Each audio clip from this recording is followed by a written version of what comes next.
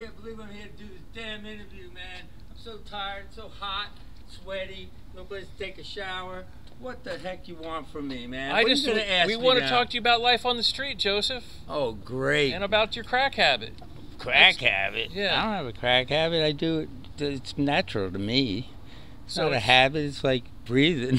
It's not so much a habit. It's just an act. It's an activity.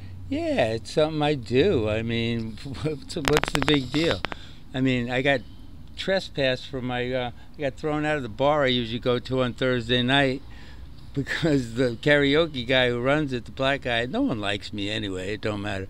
It's funny because my kids used to say that. No one likes you, Dad. All right, so we're doing the daily update. This is a Thursday daily. We can't do it every day, but whenever we can, we're going to get together. I brought you something, too. What'd you bring? I brought you a rock. A rock? Yeah, a big one. I thought you meant a crack rock. That's not a crack rock. Yes, it is. Let me see that. It's hard. That's not. That's a rock you picked up off the ground. You got a good sense of humor for a crackhead. You know that? Oh, funny. What, you think I'm funny? What am I, a clown? Do I amuse you? So what'd you do today, man? Tell us about what time today did you first smoke crack today? Shit. About 12? What time did you wake up? I woke up at 8 or 9. Where'd you sleep? In an abando. An abando? What is an abando? Abando is a house that's not occupied. It's empty, but You slept in the house? Yeah. Can you disclose the address? No. Okay, no problem. No. Just ask because you don't want to ruin a good thing. I mean, if I get caught there, I'm going to jail. So can you disclose an address of a prior house that you slept in that you don't sleep in anymore? Because I want the viewing audience to be able to look up the address and verify. 55 Jasper Street was my last address. 55? Right over there by McDonald's. And you slept there when it was abandoned? No. Oh, that was when you had a normal place to live. That's when my my girlfriend. So and I, you woke up at the abando. Yeah. Right? Does it have running water? No. Doesn't have water, lights, nothing. Okay, so you woke up, and did you feel the urge to eat? Did you feel the urge to smoke crack? Well, what'd you do when you woke up today? And the abando. I ate a banana. I went to Walmart last night. I didn't smoke crack for 24 hours after I did this with you. It was amazing. It's a miracle, actually. I told you that, right? Yeah. Yeah, I went to sleep after staying up all night yesterday morning. I went to sleep at 8 and slept like 13 hours, got up and went to Walmart and said, I'm not going to smoke today. I'm going to go get some food and come back, eat it, and go to sleep. Okay, so that was 20 hours after you did the first interviews with us here at Gift Card YouTube channel, correct?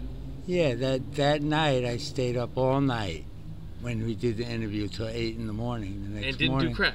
No, I smoked all night that night. Oh. But I went to sleep at 8 o'clock the next morning, which was yesterday, Wednesday, and slept till like 8 at night, 9 at night, and then went to Walmart, got out of there because I got to sneak in and out of this abando.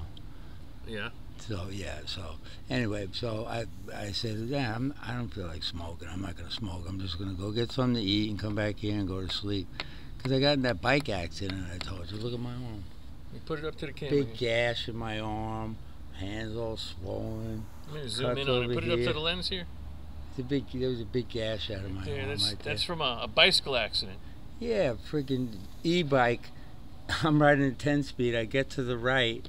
He's coming this way, doing about 30 on the sidewalk, and head-on collision. Did you ask for his proof of insurance? Kid was in grade school. He was a big Mexican kid. I felt bad for him because he was down on the ground. I'm down on the ground. We're both breathing in pain right there on Missouri by Advanced Auto Parts. You think he was faking it so you feel bad for him and not call the police? No. What am I going to call the police? We ran into each other. He has an e-bike. I got a 10-speed. We smashed into each other. We're both on the ground. I'm bleeding. He's holding his front tire was flat. My front bike, the tire on my bike wouldn't roll, so I wound up throwing the bike over the fence. I picked it up today when my friend helped me get it because the tire don't roll. I don't know if the fork's bent or the rim on the tire is bent. Where is it now? In the abandon? It's at a friend's house, at a friend's apartment. Okay. Yeah. So you didn't smoke crack from 8 in the morning yesterday to 8 in the morning today? Is that the deal? Yeah. Okay. Yeah. Then how much did you buy today at 8 in the morning today when you smoked for the first time? Well, I didn't buy anything because I don't have any money. I used my MasterCard, my crack MasterCard. Your crack MasterCard? Yeah, I got a $2,000 credit line. You got a dealer that gives you credit, really? Yeah, he lends me money too when I need it. He's my friend. He should be. I've been paying his rent for the last 2 years. So how much over the past 2 years do you think you've spent with him? Oh, let's see. Before I get paid, I always owe him like $1,200, $1,300. The last couple of months, I went crazy. I was like $2,000, whatever. But worth of crack. Yeah, if you say $1,500 a month, say 2,000, between 15 and 2,000 a month. Well, 15 I get fronted, so when I get my check, I hand him 15, and then I buy some because I got money, and then it goes from there. So I definitely smoke $2,000 a month. No Definitely. question about it. There's no question about it. So $2,000 a month for 2-3 years. Is he a white guy, black guy? He's mulatto. He's half white, half black. He's mixed. Okay. Yeah, his mother's white and his father's black. Okay. What are you drinking? Energy drink. Non-alcoholic or alcoholic? Non-alcoholic. Hey, you want to pitch it? You want to plug them? You want to say, ladies and gentlemen, thank you for watching our sponsor. Just come up with a commercial for that drink. Venom. Energy with a bite. Doesn't do as good as crack does, but it's close. But it works. Okay. So, what would you say to your crackhead, in case your crack dealer, in case he ever sees this video? Send a message to your generous, kind-hearted, MasterCard issuing crack dealer. I showed him yesterday. We were at the bar because I go drinking with the guy. We gamble together. He's kind of like a friend, but sometimes I wonder because it's my friend. Why? Because he makes so much money on me, or what? But anyway, he doesn't have many friends. I don't really have any friends, and so I hang out with the dude, and he's cool. I mean, he doesn't. He dissuades me from spending as much money as I do, honestly. He's like, Joe, come on, give it a break. He's like, I don't want to, make you broke. But, I'm the one asking him for the stuff. So, if I'm calling him and I want it, he gives it to me. But he's told me at times, look, I wish you would slow down. You're broke, and then, you can't pay your rent, whatever, or you're living on the street. You need to save some money and get a hotel room, or something. Which I went to Pasco today with his brother. You went to Pasco County with your crack dealer's brother. Yeah. What was the purpose of that trip? You were picking up a supply of crack? He said no. His brother already had a cookie, but he said there's a cool bar. We're gonna go to. You want to go hang out? He said, you ain't got nothing else to do. I said, yeah, that's true. We're going to do a walk around in the heat. I'll go to the bar with you. Because I woke up, had $2 in my wallet, but I had all these lotto tickets. I was picking out lotto tickets out the trash for a second chance promotion, like looking for losing tickets. And I found like $70 in winners. Like from the garbage. Right. $70? So where's this garbage can? I go to like 3 garbage cans. I used to pick them at Wawa, a store across the street, the Mobile that I got arrested at twice on Clearwater Largo, the Shell, and this place called Max. I only go to like 5 places. So I had this stack of lotto tickets that I've been carrying around for like a week. So I decided to finally scratch the ones that ain't barcode. Found $40 winner in the trash. So I had $40. Did you hear the story about this homeless guy that hung out outside this gas station forever? And he found $1 million winning lottery ticket in the garbage. I can believe it. Yeah. People somewhere in Florida. I'm telling you, people get drunk and they get paid, and you see like Mexicans sitting there scratching, throwing it away, buying more, and they don't even barcode it and double check it. when I buy tickets, I always double check them because I almost threw $100 in the garbage once. The 20 times $2 tickets, it said for the bonus number you could match any of the numbers that you had already scratched off, not just to the winning number. If you match that bonus number to any number you had on the card, you win all 15 prizes. So I had this when I lived. I had an apartment on Gulf to Bay, and freaking, I took all the tickets and I'm, checking them, and I found two $50 winners. Two of the $2 tickets were $50 each. Okay, so can you give any tips or tricks that wouldn't infringe on your winnings to our viewing audience to how to find winning lottery tickets in garbage cans? Not really. I mean, I started doing. I know a guy who does it for a living. Basically, he goes all over and collects them, and he always finds money because he's in a dumpster 8 hours a day. I do 30 minutes around and I'm done. I don't like. People see me picking garbage like I'm a bum. If I were to make you a deal, Joe, if I were to give you a job and say, Joe, I'm going to give you $75 a day to spend 8 hours a day in the dumpster, but I get 80% of the winnings. 80%? Yeah, if you don't find any, you still get the $75, okay? But if you find $100,000 or $1,000, so you're guaranteed $75 a day, dude. I'll do it for $120. I'm not working for less than $15 an hour. For $120, you'll get in there, but I want 90% if I give you $120. Okay. Deal? How are you going to know if I... You're not going to pocket them on me, are you? You're not going to find $1 million ticket and be like, all right, give him $120 and then walk off. No, I'm a pretty, for a crackhead, I'm pretty honest, to be honest with you. I don't rob people. I don't steal from people. But there's certain things that I never did, before I started hanging out, smoking crack when I relapsed, when my wife wanted a divorce and I relapsed. I had a brand new Dodge Avenger, and I'm hanging out at this trap in St. Augustine, and I'm like, oh, I'm nothing like these people. Well, as time went by, the more I hung around them, the more you become what you surround yourself with, basically.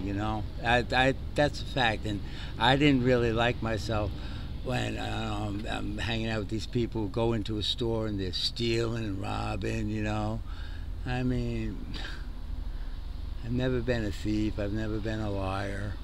I'm a retired Navy chief, which makes it worse when the cops arrest me here. Oh, you're the Navy guy. You're the guy who's embarrassing all the VA, all the vets. I'm like, I'm embarrassing them. Why? I didn't hurt nobody. He thinks you're making the vets look bad. No, well, okay, whatever. I think it's just a farce. No, I mean, there's good vets and there's bad vets. There's good doctors and there's bad doctors. There's good people and bad people. Vets are... No matter what population you want to talk about, whether it's in the Navy, the military, the doctors, whatever group you want to call, there's going to be bad people in that group. Period. Definitely. No doubt. The cops are just tired of dealing with you, so they're trying to make you feel bad, I think. And they love me. I help pay their fucking salary. Pinellas County is the money-making machine. I can't believe they built another courthouse like they didn't have enough courthouses on 49th Street. What are you kidding me? Yeah, they built it big building right next to the other one. Yeah. And they're going to build a whole new county city center in Clearwater now, where it's on Omerton. It's on like over by Feather Sound, ICOT. It's over by ICOT. Yeah. $322 million. Wonderful. Yep. Yep. How much crack could you buy with that? I'd be dead. I wouldn't need that much money. If I made that much money, I'd do something good with it. Have you ever practiced religion? Have you ever tried to use the religion to help you get off crack? I was sober for 12 years. Were you religious during that time? It's not religious. It's spiritual. Put it this way: in the 12 steps. The 12 steps of recovery. How many times is the word God in there? It's all about finding the God of your understanding. And so, yeah, I mean, have you ever heard of the flying spaghetti monster? No. It's an officially accepted religion in many countries around the world. flying spaghetti monster. Pastafarianism. You're funny. No, it's a true religion, though. So do you think... I'd like to propose that we say a Pastafarian prayer to the flying spaghetti monster, that he fills your heart with the fulfillness you need to stop smoking crack. Is it going to be cloudy with a chance of meatballs tomorrow if I pray to the Pastafarian? You're a quick-witted guy, man. I got to hand it to you. And you see, that's the thing about Pastafarianism. Our God, the flying spaghetti monster, he's chill. It's okay if we joke around a little about it.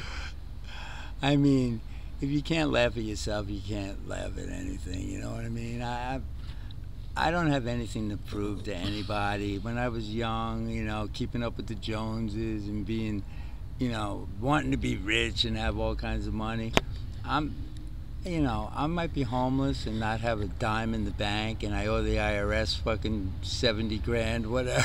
You owe the IRS a lot of money? Oh, yeah. Fucking my ex-wife screwed me when we fucking split up. Watch the F word. Oh.